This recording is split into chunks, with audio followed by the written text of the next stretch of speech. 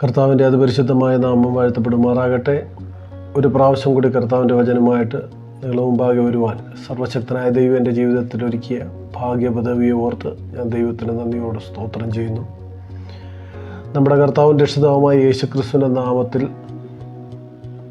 കർത്താവ് യേശുക്രിസ്തുവിൻ്റെ ജനനത്തിൻ്റെ ആരംഭം ഗലാത്യ ലേഖനം നാം വായിക്കുമ്പോൾ കാണുന്നത് 4-ാം അധ്യായത്തിൻ്റെ 4-ാം വാക്യത്തിൽ, കാലസമ്പൂർണത വന്നപ്പോൾ ദൈവം തൻ്റെ പുത്രനായ യേശുവിനെ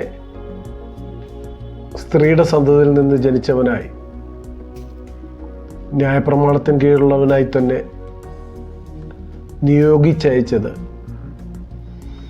നാം പുത്രത്വം പ്രാപിക്കേണ്ടതിനെന്ന് ഗലാത്യ ലേഖനത്തിൽ നാം കാണുന്നു.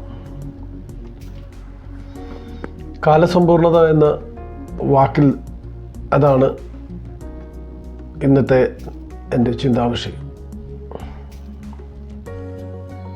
ഒരു കാലസമ്പൂർണത എന്ന് പറയുമ്പോൾ നാം മത്തായിയുടെ സുവിശേഷം 1-ാം അധ്യായത്തിൻ്റെ 17-ാം വാക്യം വായിക്കുമ്പോൾ,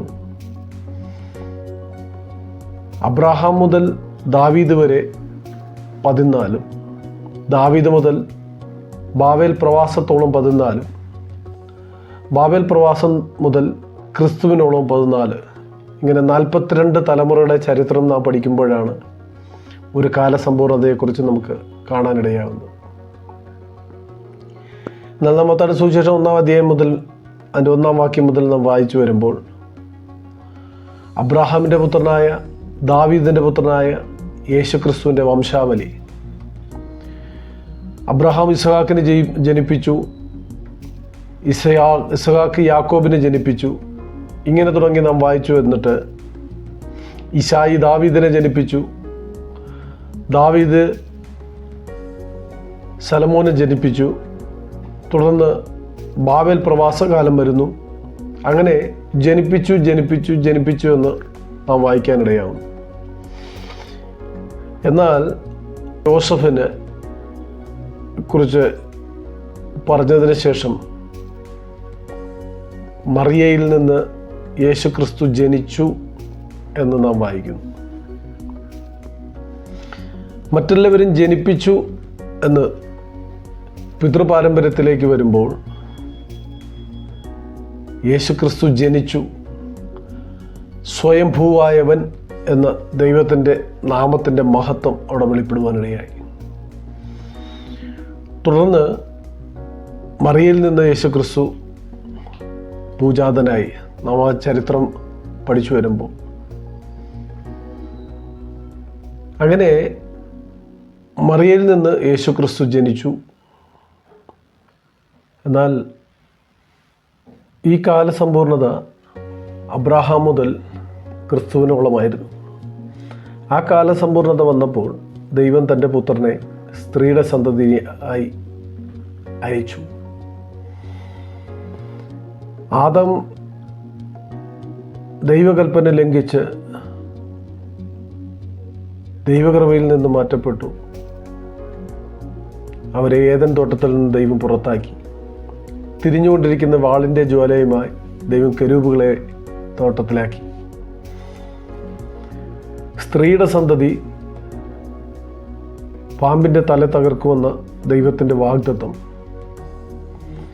ആ വാഗ്ദത്തം നിറവേറ്റേണ്ടതിന് ദൈവം തൻ്റെ പുത്രനെ സ്ത്രീയുടെ സന്തതിയായി ജനിപ്പിച്ച് അയച്ചു.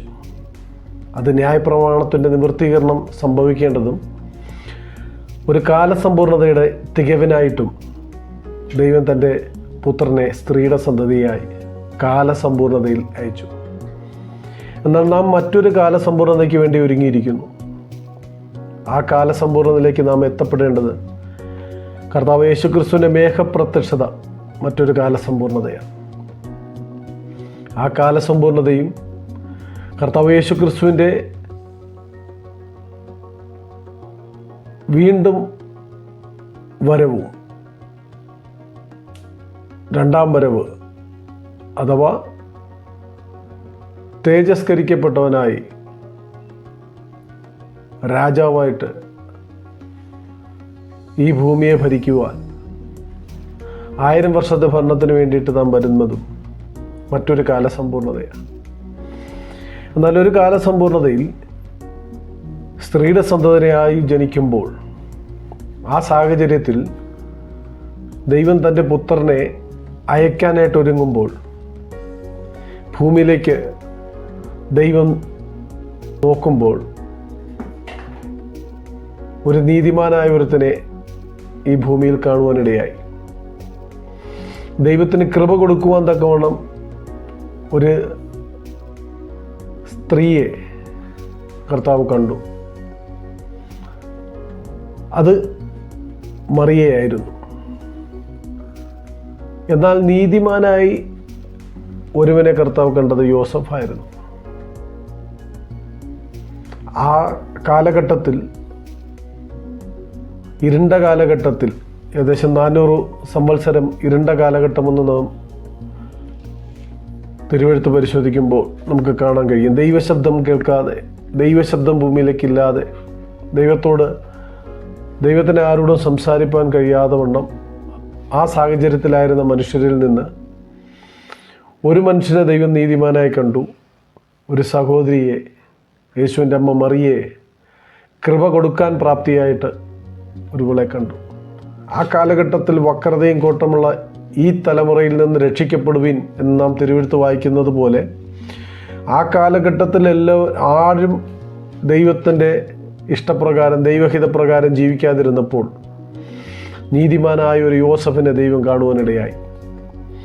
ദൈവത്തിന് തൻ്റെ പുത്രനെ അയക്കാൻ തക്കവണ്ണം തിരഞ്ഞെടുക്കപ്പെട്ട ഒരു സ്ത്രീയായി കൃപ ലഭിക്കേണ്ടതിന്, കൃപ കൊടുക്കേണ്ടതിന്, ദൈവത്തിൻ്റെ കൃപ ലഭിച്ചവളായിട്ട് ഒരു യുവതിയെ കാണുവാനിടയായി.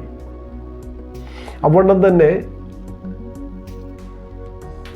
ആ കാലഘട്ടത്തിൽ അനേക പുരോഹിത ശുശ്രൂഷകന്മാരുണ്ടായിരുന്നു. പുരോഹിതന്മാരുടെ എണ്ണം വർദ്ധിച്ചതുകൊണ്ട് തന്നെ കൂറുകളുടെ ക്രമപ്രകാരം ശുശ്രൂഷ ചെയ്യേണ്ടതിന് പുരോഹിതന്മാരുണ്ടായിരുന്നു. എന്നാൽ പുരോഹിതന്മാർ മദ്യം കുടിച്ച് യാഗപീഠത്തിൽ ഛർദ്ദിച്ചു വെക്കുന്ന ആ കാലഘട്ടം വരെ ആയി. ദൈവിക ശുശ്രൂഷയിൽ നിന്ന് പൗരോഹിത്യം അന്യപ്പെട്ടു പോകുന്ന ഒരു സാഹചര്യത്തിലേക്ക് എത്തുമ്പോഴും, ആ സാഹചര്യത്തിലും സെഖരിയാവെന്ന് പറഞ്ഞ ഒരു പുരോഹിതൻ, അഹരോൻ്റെ പുത്രിമാരിൽ തലമുറയിൽ ഒരുത്തിയായ എലിശബത്തിൻ്റെ ഭർത്താവായി അബിയക്കൂറിൽ ശുശ്രൂഷ ചെയ്തുകൊണ്ടിരുന്ന സെഖരിയാവെന്ന് പറഞ്ഞൊരു പുരോഹിതൻ, തനിക്ക് മക്കളില്ലായിരുന്നു, അദ്ദേഹത്തിൻ്റെ ഭാര്യ മച്ചിയായിരുന്നു. എന്നിട്ടും പ്രത്യാശ കൈവിടാതെ അദ്ദേഹം ദൈവത്തോട് പ്രാർത്ഥിച്ചു കൊണ്ടിരുന്നു. എന്നാൽ തനിക്ക് പ്രത്യക്ഷനായ ദൂതൻ തന്നോട് അറിയിക്കുന്ന ദൂത്, നിന്റെ പ്രാർത്ഥനയ്ക്ക് മറുപടിയായി ഒരു മകനെ ദൈവം തരുന്നു, അവന് യോഹന്നാൻ എന്ന് പേരിടുന്നു, അവൻ്റെ ജനനത്തിങ്കൽ നിനക്ക് സന്തോഷവും ഉല്ലാസവും ഉണ്ടാകും, അനേകരും സന്തോഷിക്കുവാനിടയായിത്തീരും. മാത്രമല്ല, ആ കാലഘട്ടത്തിൽ, ആ സാഹചര്യത്തിൽ തന്നെ ജീവിച്ചിരുന്ന യേശുവിൻ്റെ അമ്മയായ മറിയയ്ക്ക് ദൈവത്തിന് കൃപ കൊടുക്കുവാൻ തക്കവണ്ണം പ്രാപ്തയായിട്ട്, ദൈവസന്നിധിയിൽ ദൈവകൃപ ലഭിക്കുവാൻ തക്കവണ്ണം പ്രാപ്തിയോടെ ദൈവവചനപ്രകാരം, ദൈവത്തിൻ്റെ ഹിതപ്രകാരം ജീവിച്ചു. മാത്രമല്ല, നീതിമാനായ ഒരു യോസഫ് യേശുവിനെ വളർത്തേണ്ടതിന്, യേശുവിൻ്റെ അപ്പൻ എന്നറിയപ്പെടേണ്ടതിന്, നീതിമാനായ ഒരു യോസഫിനെ സ്വർഗത്തിലെ ദൈവം കാണുവാനിടയായി. അതായത് ദൈവ ശബ്ദം നിലച്ചിരുന്ന കാലഘട്ടത്തിൽ ദൈവം നോക്കുമ്പോൾ നീതിമാനായി കണ്ടൊരു യുവാവ്, അവനോട് സംസാരിക്കേണ്ടതിന് ദൈവം തൻ്റെ ദൂതനെ സ്വർഗത്തിൽ നിന്ന് അയച്ചു. മറിയയോട് സംസാരിക്കേണ്ടതിന് ദൈവം തൻ്റെ ദൂതനെ സ്വർഗത്തിൽ നിന്ന് അയച്ചു. സക്രിയാവിനോട് സംസാരിക്കേണ്ടതിന് ദൈവം തൻ്റെ ദൂതനെ അവരുടെ അടുക്കലേക്ക് അയച്ചു. മാത്രമല്ല, യേശുവിൻ്റെ ജനനത്തിങ്കിൽ രക്ഷിതാവായ കർത്താവിനെ കണ്ടിട്ടില്ലാതെ മരണം ഉണ്ടാകയില്ലെന്ന് പരിശുദ്ധാത്മാവിനാൽ അരുളപ്പാട് കിട്ടിയ ഒരു മനുഷ്യൻ, ശിമോൻ എന്ന് പറഞ്ഞൊരു മനുഷ്യൻ ആ കാലഘട്ടത്തിൽ ദൈവാലയത്തിലുണ്ടായിരുന്നു. അതുമാത്രമല്ല, യേശുക്രിസ്തുവിനെ കുറിച്ച്, മറിയയെക്കുറിച്ചും അവരുടെ ജീവിതത്തിലേക്ക് വരാൻ പോകുന്ന കാര്യങ്ങളെക്കുറിച്ചും പ്രവചിക്കേണ്ടതിന് കന്യാകാലയത്തിൽ തന്നെ ഭർത്താവിനോട് ഒരുമിച്ച് ജീവിക്കുകയും ഭർത്താവ് മരിച്ച ശേഷവും ദൈവാലയത്തിൽ പ്രാർത്ഥിച്ചു കൊണ്ടിരുന്ന ഹന്ന എന്നൊരു പ്രവാചകിയെ, ആ പ്രവാചകി ദൈവത്തിന് വേണ്ടി പ്രവചിക്കുവാൻ ദൈവാലയത്തിലുണ്ടായിരുന്നു. മാത്രമല്ല, യേശുക്രിസ്തുവിൻ്റെ ജനന സമയത്ത് വിദ്വാൻമാർ, കിഴക്ക് നിന്നുള്ള വിദ്വാൻമാർ അവരോട് സ്വർഗത്തിലെ ദൈവം തൻ്റെ ദൂതന്മാർ മുഖാന്തരം സംസാരിക്കുവാനിടയായി. ഈ വിരലിലെണ്ണാവുന്ന വളരെ ചുരുക്കം ചിലരെ മാത്രമേ ആ കാലഘട്ടത്തിൽ ഒരു കാലസമ്പൂർണത വന്നപ്പോൾ ദൈവത്തിനെ ഉപയോഗിക്കുവാൻ വിരലിൽ എണ്ണാവുന്ന ചുരുക്കം ചിലർ മാത്രമാണ് ആ കാലഘട്ടത്തിലുണ്ടായിരുന്നത്. ഞാൻ പറഞ്ഞു വന്നതിൻ്റെ താല്പര്യം, നമ്മുടെ കർത്താവ് യേശുക്രിസ്തു മേഘപ്രത്യക്ഷതയിൽ വരുമ്പോൾ നമ്മെ വീണ്ടെടുക്കുവാനായി മറ്റൊരു കാലസമ്പൂർണതയ്ക്ക് വേണ്ടി ഒരുങ്ങിയിരിക്കുന്ന ഈ കാലഘട്ടത്തിൽ നാമും കർത്താവ് ചില കാര്യങ്ങൾ ഈ ഭൂമിയിൽ ചെയ്യേണ്ടതിന്, അറിയിക്കേണ്ടതിന്, ദൈവത്തിൻ്റെ ദൂതന്മാരെ നമ്മുടെ അടുക്കലേക്ക് അയക്കേണ്ടതിന്, കർത്താവിൻ്റെ വരവിന് വേണ്ടി ഒരുങ്ങുന്ന മറ്റൊരു തലമുറ, മറ്റൊരു കാലഘട്ടം, ഈ കാലഘട്ടത്തിൽ ദൈവത്തിന് ചില കാര്യങ്ങൾ സംസാരിക്കേണ്ടതിന്, ദൈവത്തിന് ചില കാര്യങ്ങൾ അറിയിക്കേണ്ടതിന്, ദൈവത്തിന് ചിലത് ഈ ഭൂമിയിൽ ഉള്ള മനുഷ്യരോട് സംസാരിക്കേണ്ടതിന് നമ്മളെ തിരഞ്ഞെടുക്കുവാൻ സർവശക്തനായ ദൈവം നമ്മോട് കാണിച്ച ദൈവകൃപയ്ക്കായി ദൈവത്തിന് നന്ദിയോട് സ്തോത്രം ചെയ്യുന്നു. അങ്ങനെ കർത്താവിന് വേണ്ടി സത്യസുവിശേഷം യഥാർത്ഥമായി പ്രസംഗിച്ചുകൊണ്ട് ലജ്ജിപ്പാൻ സംഗതിയില്ലാത്ത വേലക്കാരനായി കർത്താവിന് വേണ്ടി നിൽക്കാൻ ആഗ്രഹിക്കുന്ന ചിലരെ കർത്താവ് ഈ കാലഘട്ടത്തിലും ആഗ്രഹിക്കുന്നു. മറ്റൊരു കാലസമ്പൂർണതയ്ക്ക് വേണ്ടി നാം ഒരുങ്ങുകയാണ്. ഈ കാലസമ്പൂർണതയ്ക്ക് വേണ്ടി ദൈവം പദ്ധതികളെ തയ്യാറാക്കുമ്പോൾ ദൈവത്തിന് സംസാരിക്കേണ്ടതിന്, ദൈവശബ്ദം കേൾക്കേണ്ടതിന്, പരിശുദ്ധാത്മാവിൽ നിന്ന് ആലോചന പ്രാപിക്കേണ്ടതിന്, പരിശുദ്ധാത്മാവ് പറയുന്നത് കേൾക്കേണ്ടതിന്, ദൈവം തൻ്റെ ദൂതനെ അയക്കുമ്പോൾ ആ ദൂതൻ സംസാരിക്കുന്നത് ഗ്രഹിക്കുവാനും മനസ്സിലാക്കുവാനും അവണ്ണം പ്രവർത്തിപ്പാനും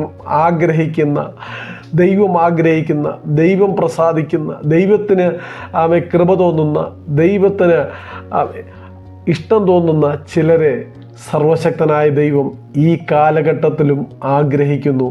അതിനായിട്ട് നമുക്കൊരുങ്ങാം. മറ്റൊരു കാലസമ്പൂർണതയ്ക്ക് വേണ്ടിയിട്ട് നമുക്ക് ദൈവസന്നിധിയിൽ ജാഗ്രതയോടെ പ്രാർത്ഥനയോടെ ആയിരിക്കാം. അതിനായി ഈ തലമുറയിൽ നിന്ന്, ഈ കാലഘട്ടത്തിൽ നിന്ന്, നാം ആയിരിക്കുന്ന ദേശത്ത്, നാം ആയിരിക്കുന്ന ജില്ലയിൽ, നാം ആയിരിക്കുന്ന രാജ്യത്ത്, നാം ആയിരിക്കുന്ന ഈ ലോകത്തിൽ, നാം ആയിരിക്കുന്ന ഈ ഭൂമിയിൽ ആ കാലസമ്പൂർണതയ്ക്ക് വേണ്ടി വിരലിലെണ്ണാവുന്ന ചിലരെ ദൈവം തിരഞ്ഞെടുത്തതുപോലെ മറ്റൊരു കാലസമ്പൂർണതയ്ക്ക് വേണ്ടി ദൈവത്തിന് വേണ്ടി സംസാരിക്കുവാൻ, ദൈവത്തിന് വേണ്ടി ചിലത് പ്രവർത്തിപ്പാൻ, ദൈവത്തിന് വേണ്ടി ചിലത് ചെയ്യുവാൻ ദൈവം നമ്മെക്കുറിച്ച് ആഗ്രഹിക്കുന്നു. അതിനായി ഈ കാലഘട്ടത്തിൽ നമുക്കൊരുങ്ങാം.